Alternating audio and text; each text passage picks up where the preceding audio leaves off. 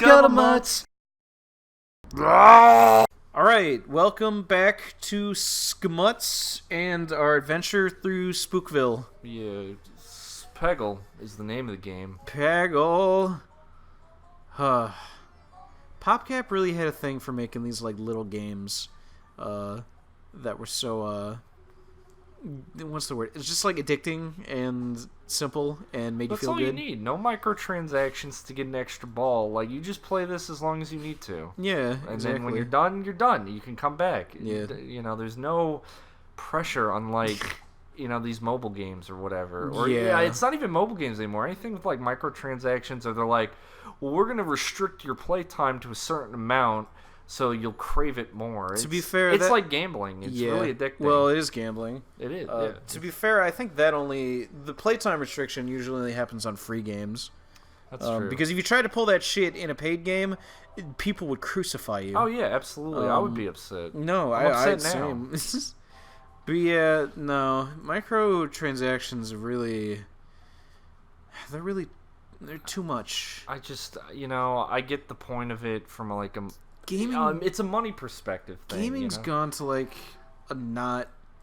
In terms of microtransactions and economic factors in gaming, I know that it's like, this is nothing new to people, but I think it's gone to a bad place in recent years.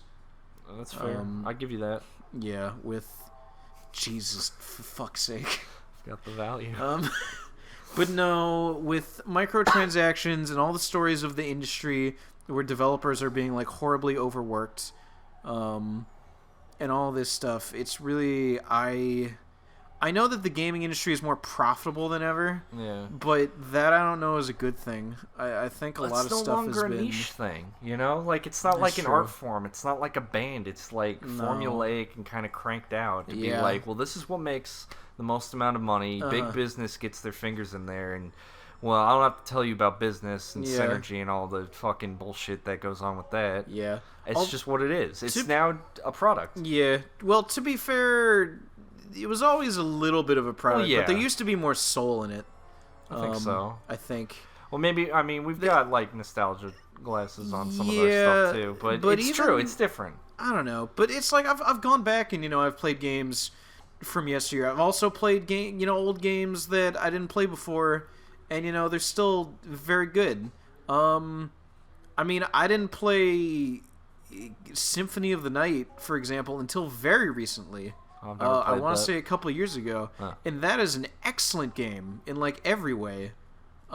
It's just really well designed, and there's a lot of love put into it, and there's a lot of atmosphere, and it's just a lot of everything. And that was like what a AAA game was back in what year did it come out? 99? Well, don't forget shovelware has also always been a thing. So there has been bad stuff in video games. Well, but I'm just kind of talking about like AAA stuff right now. Okay. Shovelware is its own deal. And yeah, there's always been shovelware. Talking about that E.T. Yeah, that's exactly where my mind went. Talking about a fucking big trash heap in Nevada or whatever. Oh, fuck.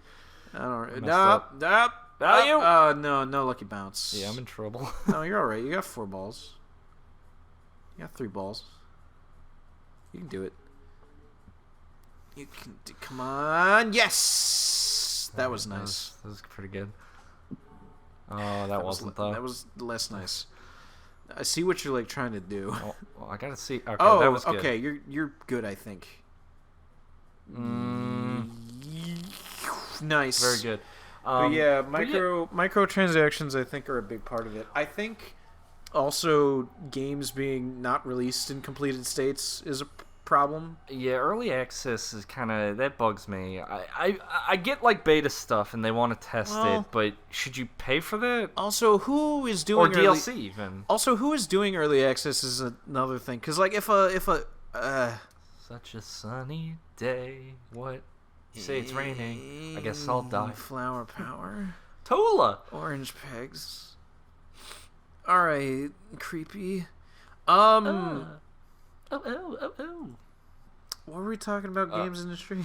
Yeah, something about it. Sorry, I got distracted by the flower too. Same. She's creepy. Fuck. No, we're talking about microtransactions. No, right. We were talking about early access and releasing games in unfinished states. I'm not actually really talking about early access because I don't mind it so much when it's like an indie dev. But would you pay for it? I have in the past. Okay. And I mean, I know like with Risk of Rain 2 that just came out. I mean, you get consider it. You get the full game on release, so I don't think it's that. It's just like it's better than pre-ordering where you don't even get the game until it comes out. That's true. But I'm talking more about AAA companies releasing their games and they're full of bugs, and then they have to do like the day one patch. Well, because they're stuck to their deadlines. They're doing all the like, we do agile development, blah blah. And I was going to say stuff like that. You know, we got to stick to agile development. Did you read that? I read a fascinating article. It was today or yesterday about the development of Anthem. No, I haven't. So there was this whole article. This article was put out by Kotaku. Yeah. I will try and find it and link it in the description. All right. And this article is about the development process that BioWare went through for Anthem, and like how it was in pre-production for like 7 years or something. Ooh. And it talks a lot about how like no one at the studio had a clear vision.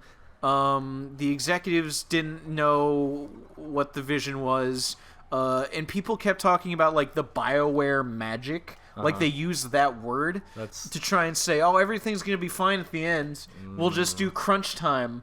And it'll be great. And apparently the crunch time was so bad that lots of people had to take stress leave, and a lot didn't even come back from that. Jesus, that sounds... God, that's no good. And and there was just a bunch of other stuff, and BioWare trying to do things that they're not into. But it just shows that, like... I feel like a lot of these companies are, like, so... into themselves. Well, that's not the right way to put it exactly, but it's just like bad management practices. Like it sounds like no one knows how to manage things. Believe me, I can understand that. Management's hard, and it's managing people is a very daunting task regardless. Come on. I'm cursed! You finally lost it. Yeah. Oh, no good. No good. I'm finally no good. Yeah. That was nice. Yeah, but managing people is super hard. Yeah. You know, I don't even need to get into that. But it sounds like... But it's true. It's not a good system in place. And it sounds like it was a combination of, like, both the upper management and, like, in-house BioWare management that led to the game's downfall. Because, like, it sounds like the fact they were forced to use Frostbite was, like, a huge thing for that. Frostbite? Yeah, that's the engine that EA uses for Battlefield and FIFA and stuff. Oh. Which also, another thing that hurt them is it sounds like EA for a while took a lot of their top programmers and put them on FIFA. Oh, that's... Well, FIFA is apparently what makes all the money. I get it, you know. Which you want to talk about stuff that's full of microtransactions. Also is the same game every year. Sorry, FIFA fans. But it's soccer. You're paying for a roster update. Give me your hate. I mean... I thrive on it. I won't deny, but I'm not going to make a comment about the legitimacy of sports games. But I will say, it's the same game. It's the same. Yeah. I mean, I can make that comment. I mean, here's the thing. Back in... I'm trying to remember. It was 2000 or something. A competing company tried to release a basketball game, I think, that wasn't EA. Or maybe it was a NFL game. But what EA did is they signed an exclusive contract with the league so that no one else could use those players. And they've held that to this day. So you can make a basketball game if you want. You are not allowed to use a single person who exists in reality. Well... I mean, yeah. Like I said, I don't want to comment too much about that, but I agree. It's not. Not to jump on the train, because I know it's been said to death, but well, that's like a whole can of worms. EA bad. It's in the game. EA bad, Geraldo good. Geraldo? Yeah, Geraldo from Le Witcher Trace. Is that EA? No, that's CD Projekt Red, the lord and savior of people who write on internet forums. Specifically Reddit. I mean, which, whatever. I haven't played Witcher 3 myself. I've heard it's a really good game. So I'm willing to just be like, you know what? There's probably a good reason that people thank Geraldo. So I will thank him as well. Thanks, Geraldo. There he is. You're really getting thanked. Yep.